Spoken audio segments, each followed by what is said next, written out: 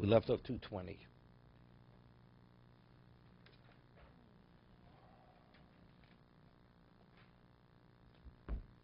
Shachris achar chazor satfilo. Different customs here. Shachris after chazor shatz, before Halil. Notlin halulov and vorchim. This is the first time you take the lulav and you say altilas lulav. Vorchim altilas lulav v'shechionu v'gomrim Halil. Many people they say they bench lulav, say the bracha before they leave the house, right? In the sukkah is more a Hasidic thing. It's a Hasidic thing. And also because before you leave, you know, the women, if they're up already, so they mention lulav before you leave. Okay, but here it says when are you mevorech? First in those days, people used to leave the lulav in shul. According to the Mechaber, the women didn't take the lulav either necessarily, right? Because according to the Mechaber, a woman doesn't even say bracha on the lulav. V'chein kol shmonos yimei hachag.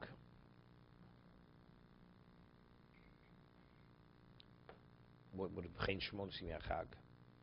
And we don't take the lulav on Halil. He's referring to Halil. Shechem v'gomrim Halil. Gomrim Halil means the full Halil. That's what it means. V'chein shmonos yimei hachag. Meaning on Pesach we only have Chatzi Halil.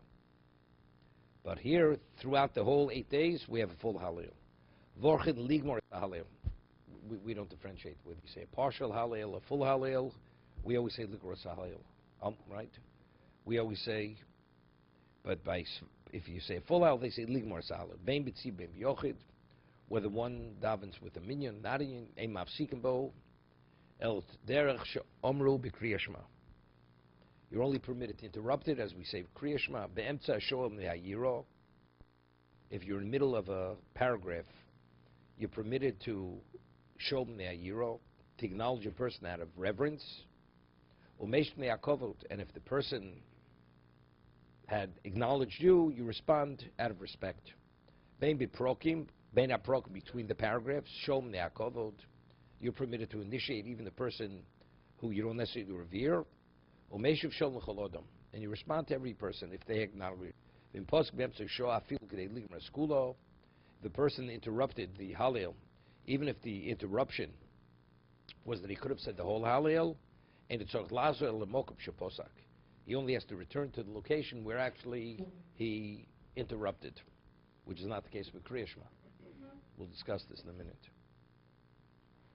Shachris, Betur Iso Mashkimim.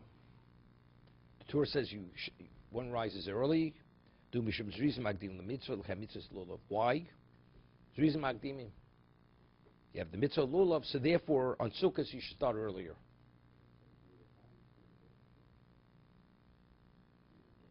The Mishna Berura is saying here to do it in accordance with the Mechaber, or he's saying nothing? No. He just explained that. Why does Torah say mashkimim? You rise early to Shachris. It's just everyone. I mean, you have to understand. I mean, if that's the case, the truth is, every day we put on tefillin. So I mean, the reason Makdim mitzvah is not because it's once in a while. Every mitzvah we do, it's the reason Makdimim, right? You should always do it as early as possible. Do it with the greatest level of zeal.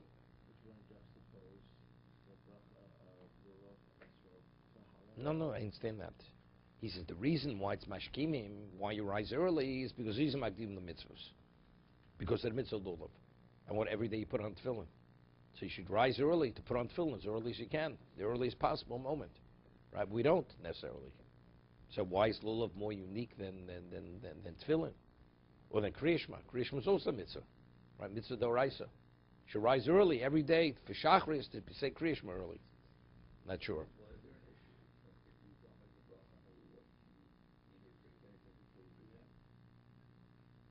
As long as it's not a sudas keva. Not a problem. Yes, right. It's like this.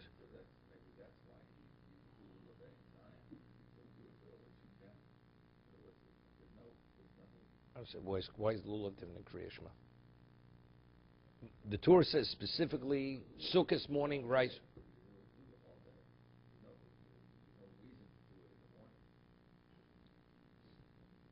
So therefore, I would say just the opposite. Here we could do it all day. You tell me you should do it as early as possible.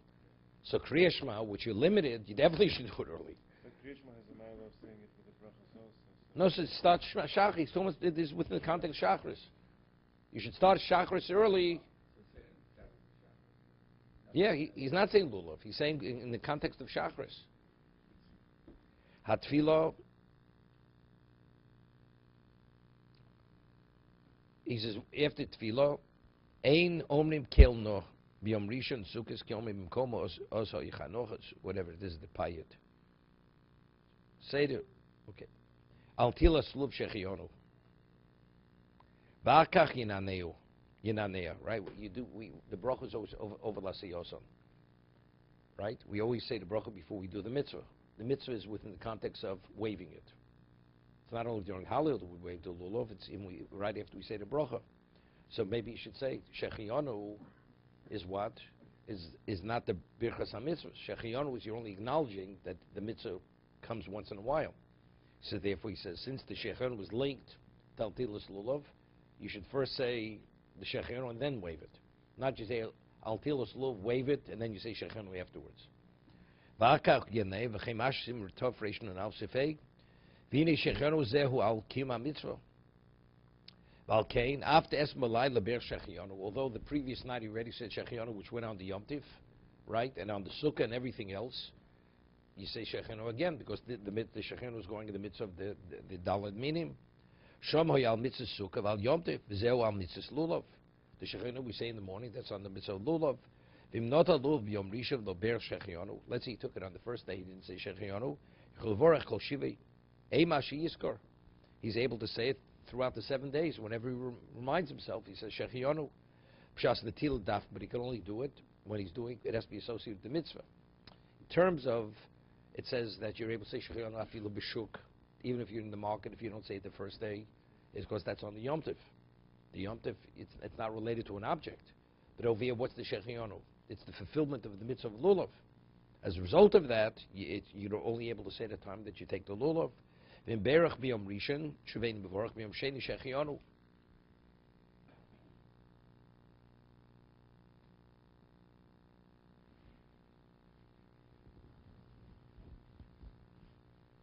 Okay? No, what he's saying is, I mean, seemingly it's a Sveikah Yoma, right? It's a Sveikah Yoma. I mean, every Sukkos. You say Shechionu the first day, why are you saying it on the mitzvah? Let's say the first day would be Chol. You wouldn't say Altilas Lulav on the Lulav, right? And you wouldn't say Shechionu. So why on the second day do you say Shechionu? We don't say Shechionu the second day Sukkos. That's what he's saying. On the Lulav. Why not? Sveikah Yoma. It's like 2 days Yom Tiv. You say Shechionu the first day, you say Shechionu the second day. So over here in the Shartzion, he explains, because when you say Shechionu Lulav, it's not only on the mitzvah, you're also saying it on putting it together, on the object itself.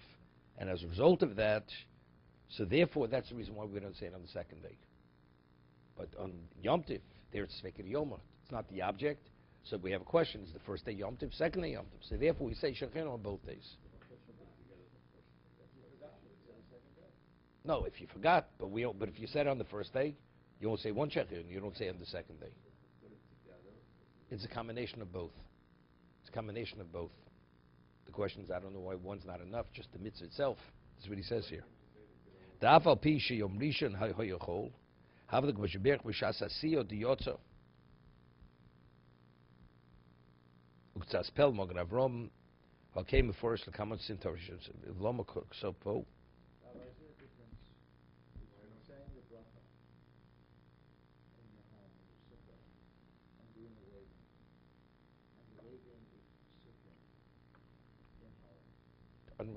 Unrelated. No. It's two separate things. You wave when you take the lulav. Unrelated to that. Even shul. When you take the lulav before Halil, it's unrelated to the psukim. Now you're going to say Halil, and again you wave it. You wave it, so same thing. You say the bracha at home, you wave it at home. Now you bring your lulav to shul. And when are you going to wave? You're going to wave again, associated with psukim. So it's unrelated. What you're doing at home, you can do the exact same thing in shul. Because it's before the Halil begins. Okay? So how do you think of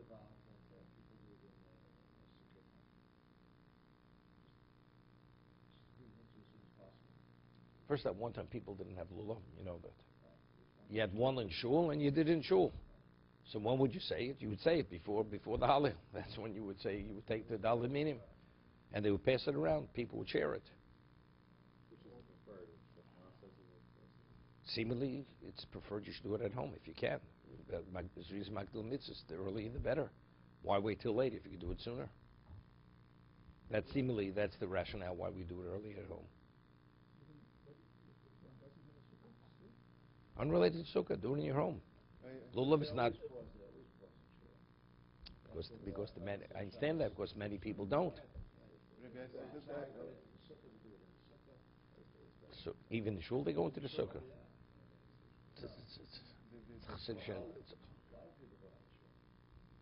You want to know something? Usually, years ago, I'm not sure. We need Yossi Perla for this one. He's the expert in Hasidic minhagim. Women always have this thing about the sukkah, much more than men.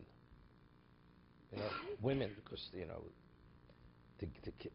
they have no relevance to the lulav, they have no relevance to the sukkah. They're both mitzvah shema grama.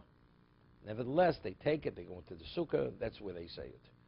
That's where they say the bracha and they wave it. Men, they take it to shul normally. It doesn't have any relevance to the sukkah itself. Right, I thought the issue was of saying it at home. So the shul is that because the concept of Tade, the Shema is going to come, and you're saying it before Shema, and that's why people. No. First, the Shema, you're supposed to say it within the context of Birchas Kriya Shema.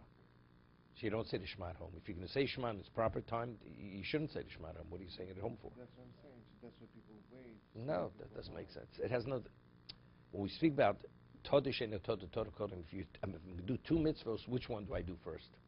Do A or B? But if I'm not ready to do B now, it has nothing to do with because I'm going to say Shema. Shema's later. Lulav is now. Right? It's two different things. Kriya Shema you're supposed to say later because you're supposed to say Kriya Shema within the context of the Birchos Kriya Shema. It's interesting. My son told me a story this past Shabbos. My son's father, he learned by Rabbi Aaron Kotler. So this person comes into a shul on Shabbos in Brooklyn. He's a little bit of a tshuva, this person. He's from out of town. And there's a certain shul in Brooklyn. It's called Emunas Yisrael. They daven for hours. I mean, they're really into it. So he asked him, he says, should I daven now and say Kriya Shema in its proper time, or should I go to the other shul and they're going to say Kriya Shema after the time? Say Kriya Shema, privately, and when we'll say Kriya Shema later, it'll be after the Zman. So he says to him, then before he answers him, he says, by the way, where did you study? Who was your Rebbe? So he says, my Rebbe was Rabbi Aaron Kotler. So he says to him, he says, I want to tell you a story about Rabbi Aaron. Rabbi Aaron was, when we talk about a Misnagid and a Lithuanian Jew, this is what we call the real McCoy, Rabbi Aaron Kotler. Rabbi Aaron Kotler says he only envies the Hasidim for one thing, that they wear a gartel during tefillah. They have a special garment specifically designated for tefillah. That's what Rabbi Aaron used to say. So somebody says, so why don't you wear a gartel? So why don't you, if you envy them, put it on. He says, because we as Jews, we have a Masorah. We have a tradition. My Rebbe didn't wear a gartel, I don't wear a gartel. But in terms of its value, it has great value. So why not do it? It's my Masorah. So he says, we have a Masorah that when you say Kriya Shema, you say it with the brachos. That's our Masorah. You want to be inspired to go somewhere else? Okay, look, but that's not the Masorah. Yeah, that's what he said to him. No, so therefore, you're better off davening earlier, and you want to go there later, go there later. Say the Kriya Shema with the brachos, rather than say without the brachos. Without the bracha, and then you'll say the Kriya Shema after it's man later.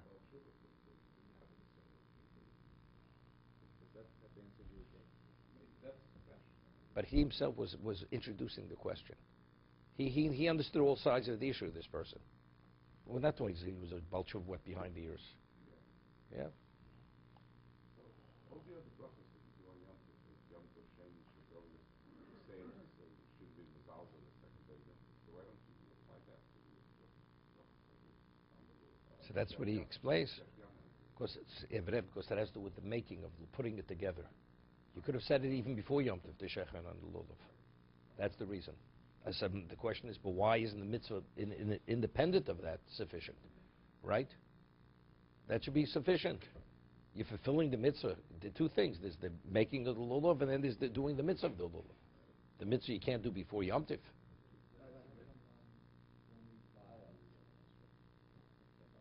You could. He says you could, but the minig is like the same thing with the sukkah. We don't. Right? We keep it over for the next day. He's same idea. But for some reason, the primary reason is it has to be combined with buying, with the purchasing or putting it together, the four species. Yeah, there is a mitzvah. There is a mitzvah to build a sukkah. So we discussed it earlier. Why? So we said because the value of the mitzvah, you're putting it together to do the mitzvah. So there's a linkage between putting it together and doing the mitzvah.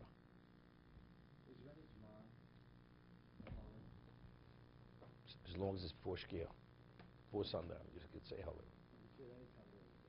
Yeah. Rabbi, did you ever hear the same story about the mashgir that also somebody asked? Yeah. Right. He gave a similar answer. Yeah, but he didn't say because he envied it. Right. Or Byron's saying because he envied it.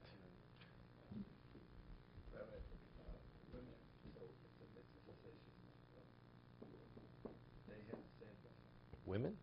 If you're an Ashkenazi, the woman can, if she wants to. She doesn't have an obligation. Sephardim are not permitted. Not permitted. With the bracha.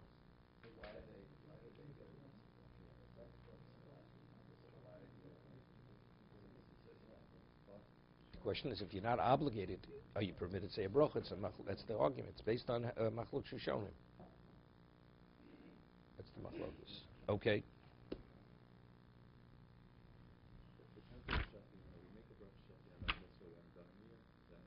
That comes from time to time. So, I mean, this is twice already that we've said, all right, if you need to say Avni, say Shafianu, then you make it the next time. But That's the same Yom Tov, the same Yom Tov. Right. Once Yom Tov's over, you can't say Shechianu any longer. okay, but, so we've already, the excitement or whatever, the Shafianu is on, and that bracha is already... No, it's the same thing by Yom Tov. You didn't say the Shechianu the first day Yom Tov, you can say it the last day Yom Tov. Of course, you're still involved in that special time.